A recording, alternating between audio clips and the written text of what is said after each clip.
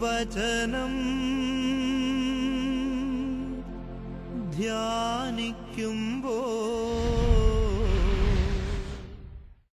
Hallelujah.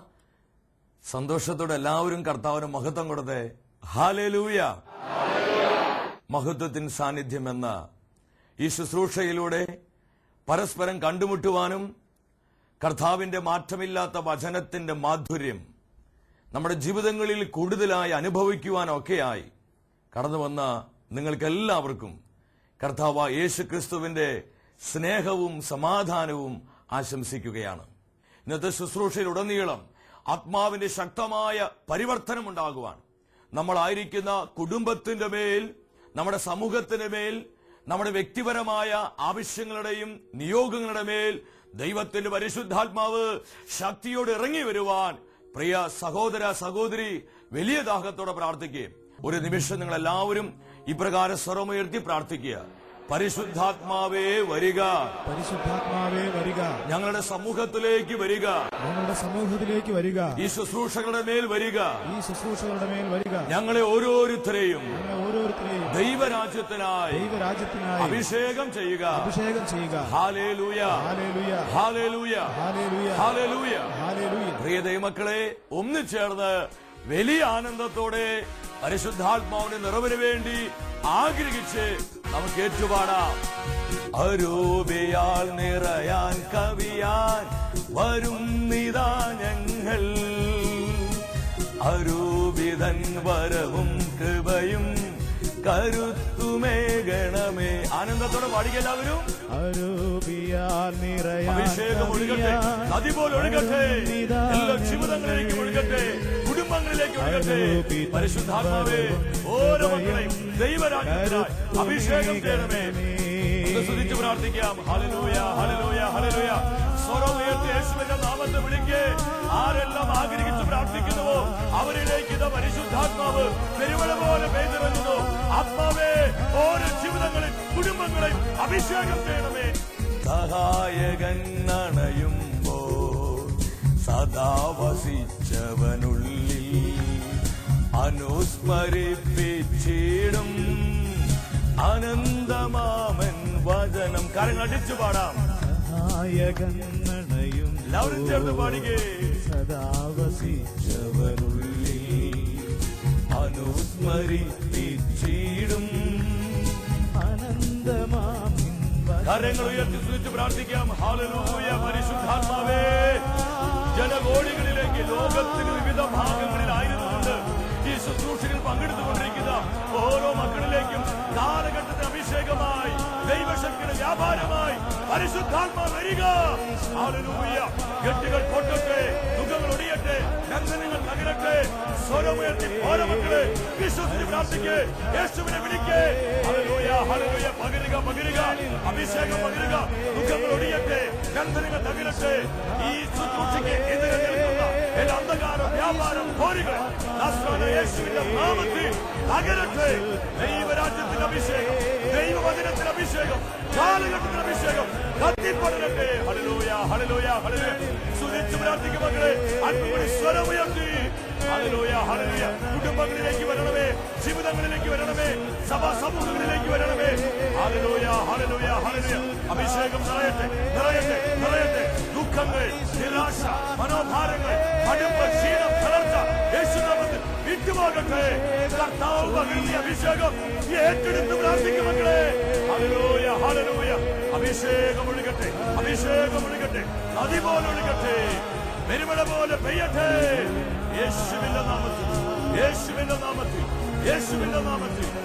പിതാവേ നന്ദി, യേശുവേ നന്ദി, പരിശുദ്ധാത്മാവേ നന്ദി. ഹല്ലേലൂയ.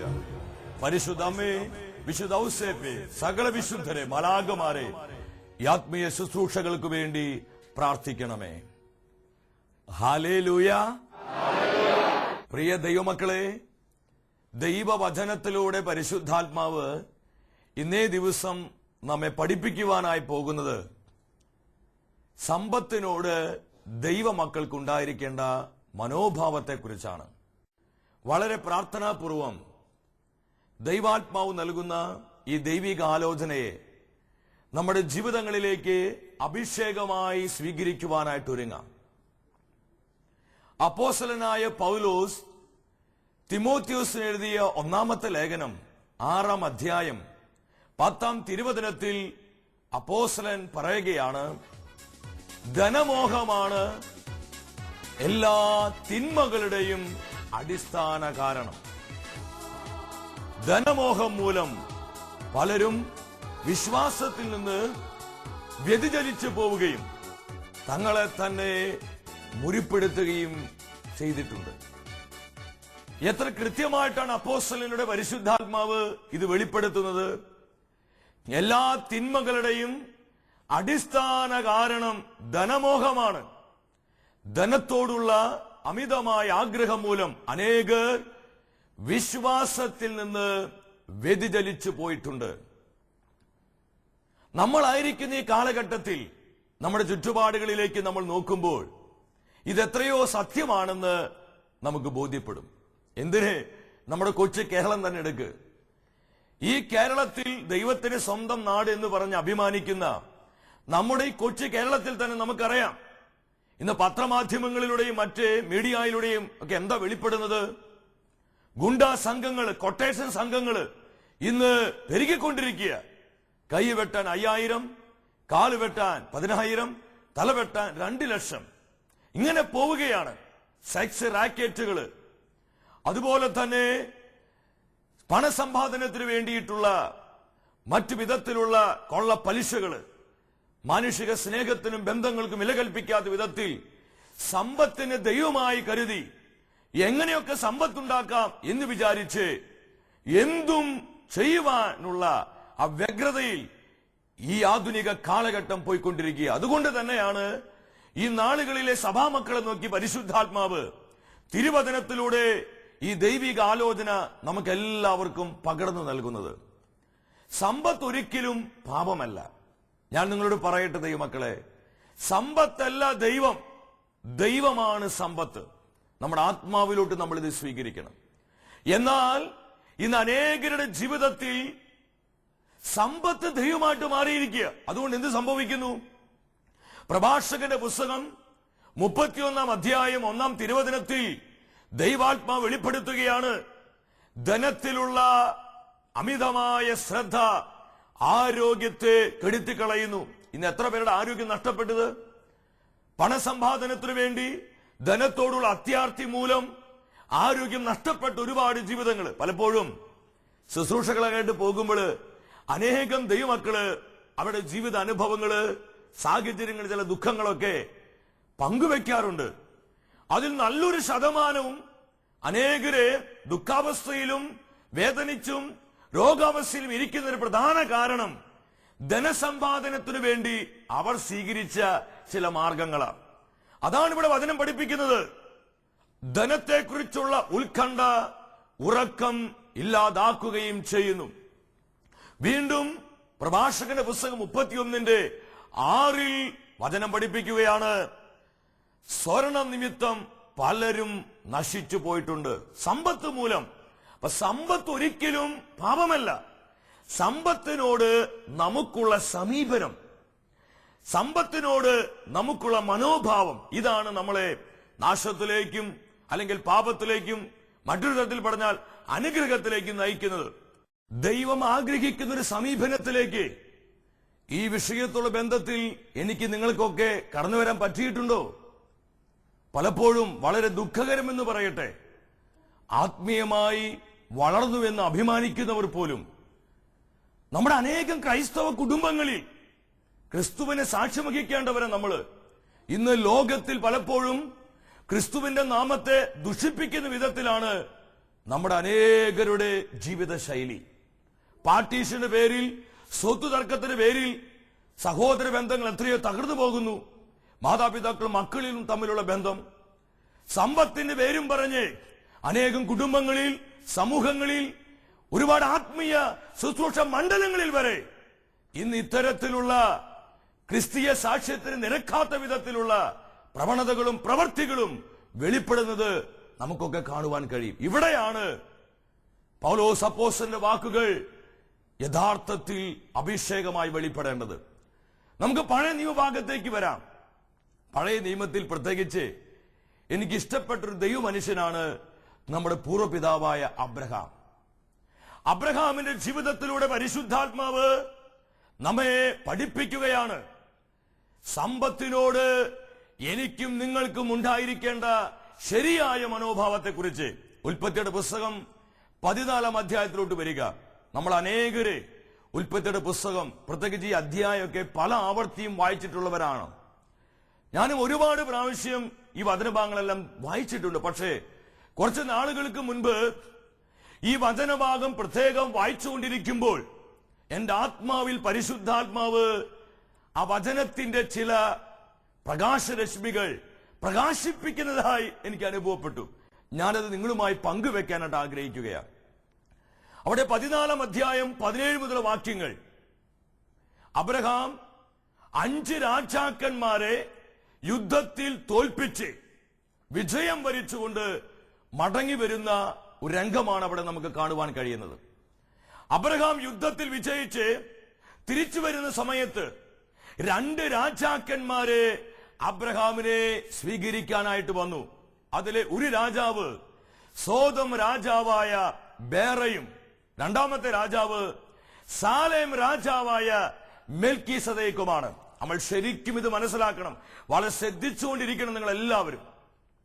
സോദം രാജാവായ ബേറ, സാലേമിലെ രാജാവായ മെൽക്കീസദേക്ക്, ഈ 2 രാജാക്കന്മാരും 2 വിധത്തിലുള്ള മണ്ഡലങ്ങളെയാണ് പ്രതിനിധീകരിക്കുന്നത്. സോദം രാജാവായ ബേറ ഈ വേൾഡിന്റെ പ്രതീകമാണ്, ലോകത്തെ റെപ്രസെന്റ് ചെയ്യുകയാണ്. സാലേം രാജാവായ മെൽക്കീസദേക്ക് അവൻ സ്വർഗത്തെ വെളിപ്പെടുത്തുന്നവനാ, സ്വർഗത്തെ റെപ്രസെന്റ് ചെയ്യുന്നവനാ. പ്രിയ ദൈവമക്കളെ, നമ്മുടെ ജീവിതത്തിലും എപ്പോഴും ലോകവും സ്വർഗവും നമുക്ക് ഏത് വേണമെങ്കിലും തെരഞ്ഞെടുക്കാം.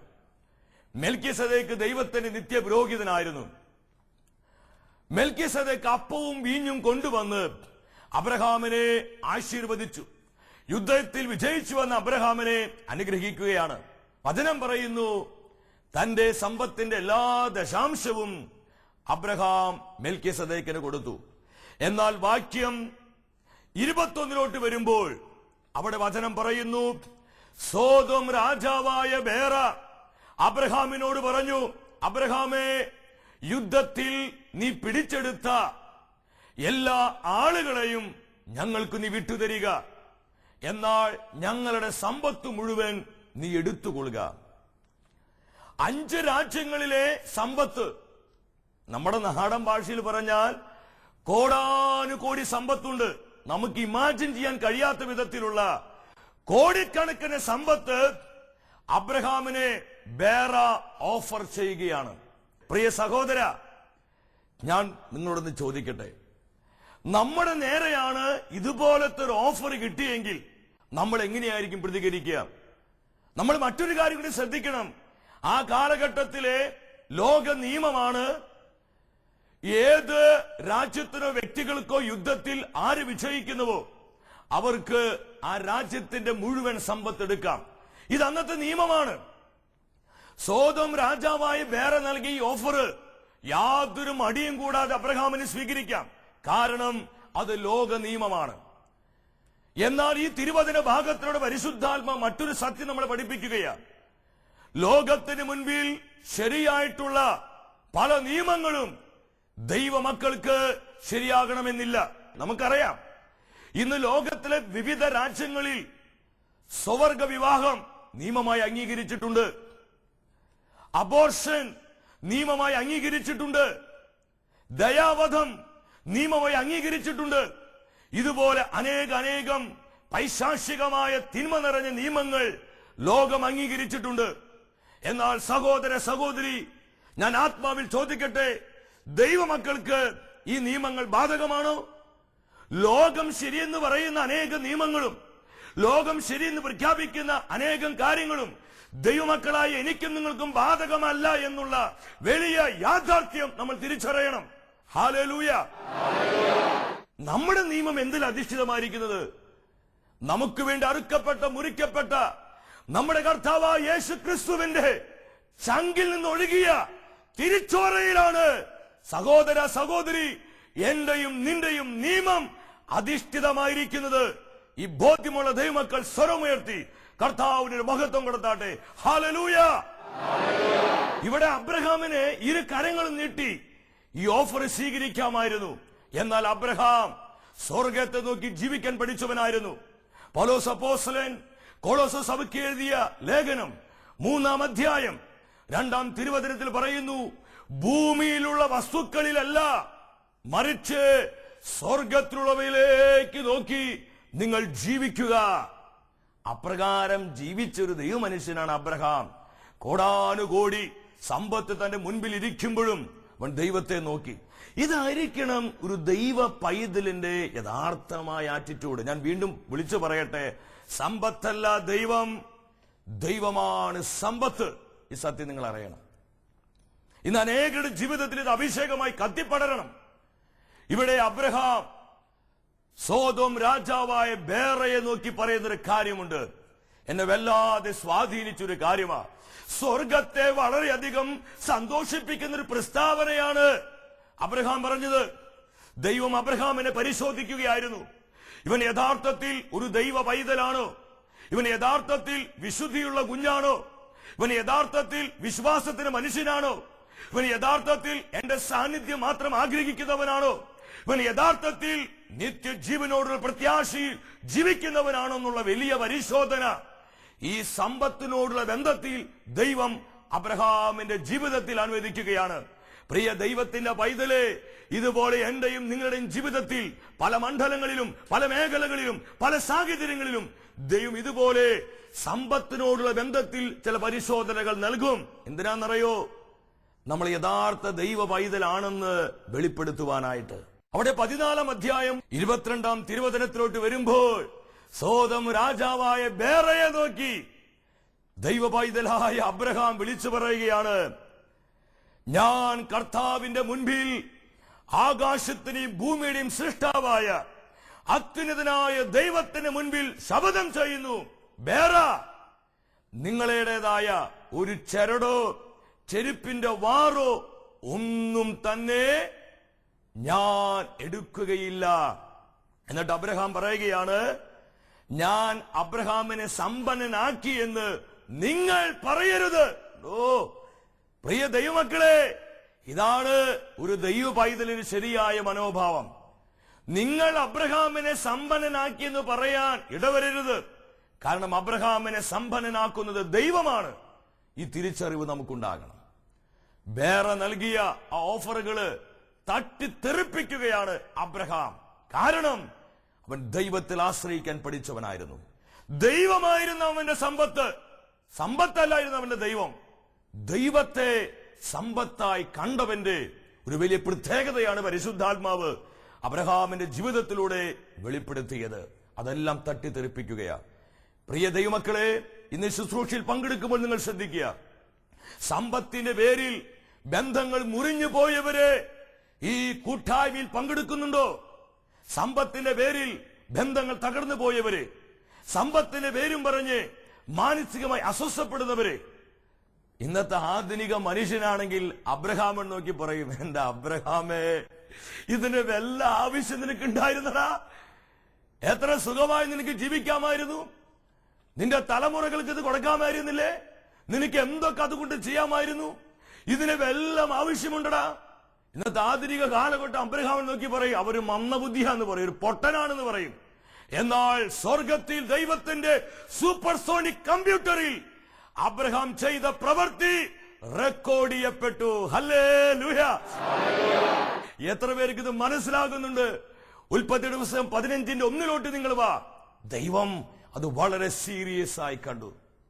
വചനം പഠിപ്പിക്കുകയാണ്, അന്ന് രാത്രിയിൽ അബ്രഹാമിനെ ദർശനത്തിൽ കർത്താവ് പ്രത്യക്ഷപ്പെട്ടുകൊണ്ട് രണ്ട് കാര്യങ്ങളാണ് പറഞ്ഞത്. ഒന്ന്, ദൈവം പറഞ്ഞു, അബ്രഹാം നീ ഭയപ്പെടേണ്ട, ഞാൻ നിനക്ക് പരിചയാണ്. രണ്ടാമത് സ്വർഗത്തിലെ ദൈവം അബ്രഹാമിനെ നോക്കി പറഞ്ഞു, അബ്രഹാം നിന്റെ പ്രതിഫലം വളരെ വലുതായിരിക്കും. ഹല്ലേലൂയ. ഞാൻ നിന്റെ പ്രൊവിഷനാണ്, നിന്റെ ആവശ്യങ്ങൾ നിറവേറ്റുവാൻ ഞാൻ മതിയായവനാ. നീ വേറെ നൽകിയ കോടാനുകോടി സമ്പത്ത് എന്നോടുള്ള ആശ്രയത്വത്തിന്റെ പേരിൽ തട്ടിത്തെറിപ്പിച്ചില്ലേ?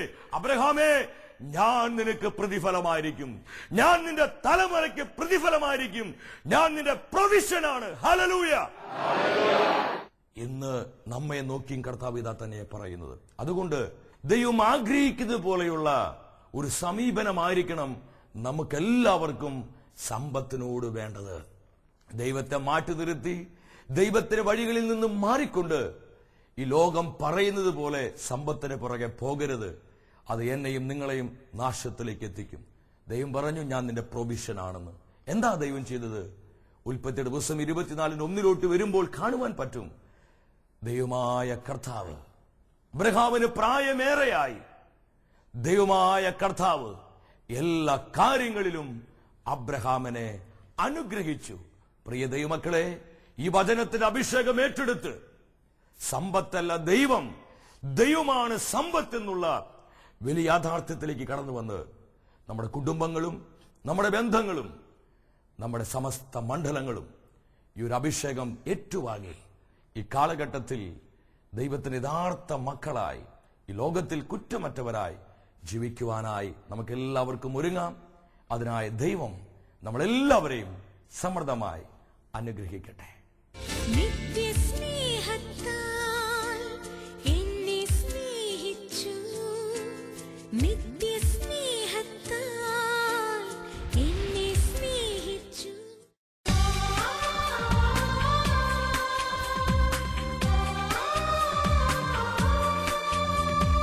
നിത്യപിതാവേ ആരാധന, നിത്യസത്യമേ ആരാധന, നിത്യാത്മാവേ ആരാധന, നിതാന്ത സ്നേഹമേ ആരാധന. ആരാധന അങ്ങേക്ക് ആരാധന, ആരാധന അങ്ങേക്ക് ആരാധന, ആരാധന അങ്ങേക്ക് ആരാധന, ആരാധന അങ്ങേക്ക് ആരാധന. പരിശുദ്ധ കുർബാനയെ, ഓ ദിവ്യകാരുണ്യമേ, ഞങ്ങളുടെ മധ്യേ കടന്നു വന്നിരിക്കുന്ന അവിടുത്തെ തിരു സാന്നിധ്യത്തെ ഓർത്ത് ഞങ്ങൾ നന്ദി പറയുകയാണ്. ദൈവത്തിന്റെ ആത്മാവ് ഇന്ന് നമ്മളെ പഠിപ്പിക്കുകയായിരുന്നു, സമ്പത്തല്ല ദൈവം, ദൈവമാണ് സമ്പത്ത്. പ്രിയ സഹോദര സഹോദരി, ഇരു കരങ്ങളും ഈശോയുടെ മുൻപിലേക്ക് യാചനാപുരം നീട്ടിപ്പിടിക്ക്. നമ്മുടെ ജീവിതത്തെ പൂർണ്ണമായും കർത്താവിന് സമർപ്പിക്ക്. ഒരു സമർപ്പണത്തിലേക്ക് എല്ലാവരും വാ. കുടുംബങ്ങളിലായിരിക്കുന്ന ഓരോ മക്കളും രോഗികളായിട്ടുള്ളവരാകാം, വേദനിച്ചിരിക്കുന്നവരാകാം, തകർന്നിരിക്കുന്നവരാകാം, സാമ്പത്തികമായി തകർന്നു പോയവരാകാം, പാർട്ടീഷന്റെ പേരിൽ, അത് സ്വത്ത് തർക്കത്തിന്റെ പേരിൽ ഒരുപാട് മാനസിക മുറിവേറ്റ് വേദനിച്ചിരിക്കുന്ന ജീവിതങ്ങളുണ്ട്. കർത്താവ് വളരെ വ്യക്തമായി പറയുന്നു, ഈ ആരാധന ശുശ്രൂഷകളിൽ അപ്രകാരമുള്ള ജീവിതങ്ങളിലേക്കെല്ലാം കർത്താവിന്റെ കൃപ ഒഴുകപ്പെടുകയാണ്. കർത്താവേ, ഒരുക്കത്തോടെ പ്രാർത്ഥിക്കുന്ന ഓരോ മക്കളെയും അഭിഷേകം ചെയ്യണമേ. വിശ്വസിച്ച് പ്രാർത്ഥിക്കുന്ന ഓരോ ജീവിതങ്ങളെയും അനുഗ്രഹിക്കണമേ. ബന്ധനങ്ങളെ പൊട്ടിക്കണമേ, കെട്ടുകൾ അടിക്കണമേ, ദുഃഖങ്ങൾ ഒടിക്കണമേ. ആഴമായ അനുധാപവും യഥാർത്ഥ വിശുദ്ധീകരണവും ഓരോ മക്കളിലേക്ക് പ്രദാനം ചെയ്യണമേ. ഹല്ലേലൂയ, ഹല്ലേലൂയ. സ്വർഗം ഇറങ്ങി വരട്ടെ.